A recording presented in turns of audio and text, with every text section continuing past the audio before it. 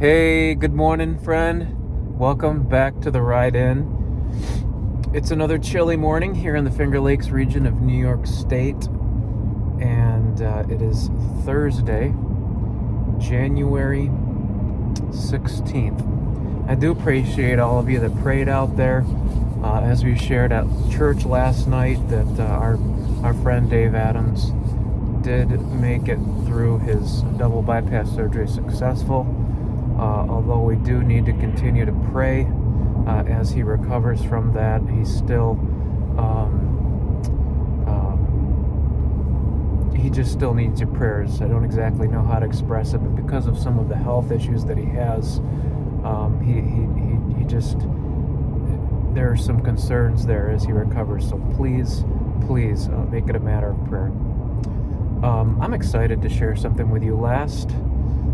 Sometime last week, or maybe a week and a half ago, I got into my car and my radio was set on Christian radio, and there was a program that had on a guest, and the guest's name was Deborah Filetta, and she's an author of a book, and they started talking about soul care. And you know, whenever you talk about things like that, my antenna goes up. And, you know, she started talking about this idea of how full do you feel?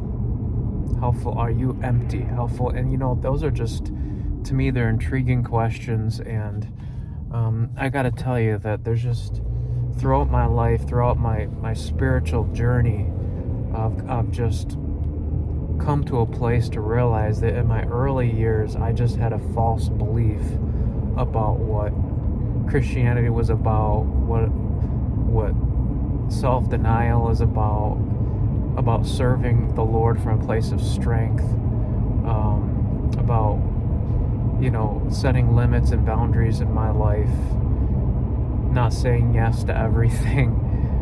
Just, there's so many things and so many layers to that, but to be able to articulate the importance of what that means from a biblical standpoint, to me as a Christian, as a preacher, a pastor, it's so important to me.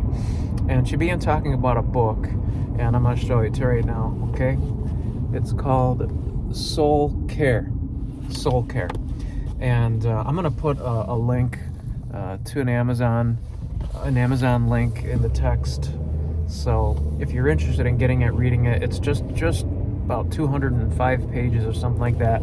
I finished it this morning and just devoured it. It was just filled with principles of body, soul, and spirit application. And she actually takes many examples. This isn't like humanistic psychology. This isn't humanistic reasoning.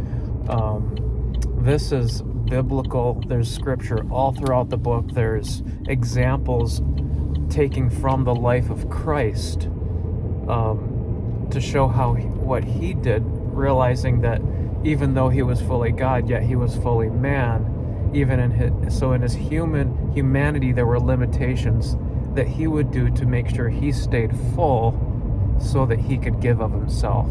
And the thing of it is, the purpose of being full is so that we can pour ourselves out. And many Christians with good intentions and good motives, they endeavor to pour themselves out, but they do so from a place of emptiness. And over time, this leads to what people have called burnout. And at the conclusion of the book, she has a statement that really just rings true, and she asks this question. It says, are you burning out, or are you shining bright? That's just a great way to really show the contrast. We're not supposed to be burning out. We're to be shining bright. And for the Christian, the lamp should never go out. The lamp should never go out. It should always burn brightly. We talk about, they talk about burning the candle at both ends and expending your life, and no, And, the light doesn't go out for the Christian. I mean, that example is in the temple. Of course, that's the picture of Christ, but the lamp doesn't go out. They were to keep the lamp fueled with oil constantly. And we are the light of the world. And I just fear that many of our lives are just flickering because we're empty and we're not caring for our soul like we ought to. She contrasts this worldly idea of self-care with a more biblical idea of soul care.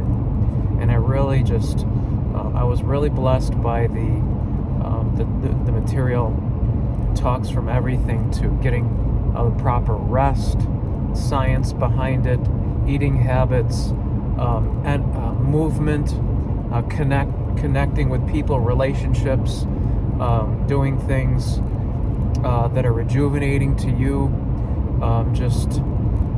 many things. And then at the end of each chapter, there's just challenging questions and action plans for you to help put into practice the things that are talked about in there. So anyway, it's an intriguing thought, and I just desire for you as a shepherd to be healthy and to be whole, and that you can serve the Lord and serve the brethren from a place of strength, that you have the best version of yourself to give to others.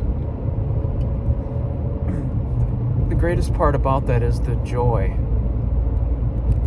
that you have while you give of yourself. See, that is something that personally, I'm ashamed to say it, but I've allowed myself at times to not serve the Lord with gladness. I lost that glow, that joy, that happiness, that lightness, that fulfilling nature of what serving the Lord and serving people should really be all about. That's what I want from a Christian life. I don't want to go through the motions. I don't want to be given to dutiful service. The ministry,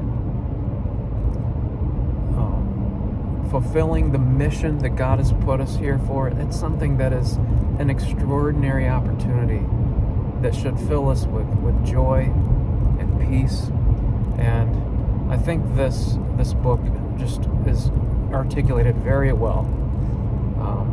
Folks at Heritage Baptist Church, you may hear some of this someday infiltrated into my messages. So I look forward to stealing and plagiarizing her stuff. And I hope you consider getting the book, but just even perhaps considering the thoughts I'm sharing with you today. But if you do get it, read it, follow up with me. Let me know what you think. I'd love to hear from you, to get your feedback on it. I was truly blessed by it. But anyway, I hope you have a great day today, and keep your eyes on the Lord. Continue to pray for Brother Adams. I know he and his family would appreciate it. I love you. I'll talk to you soon. Bye-bye.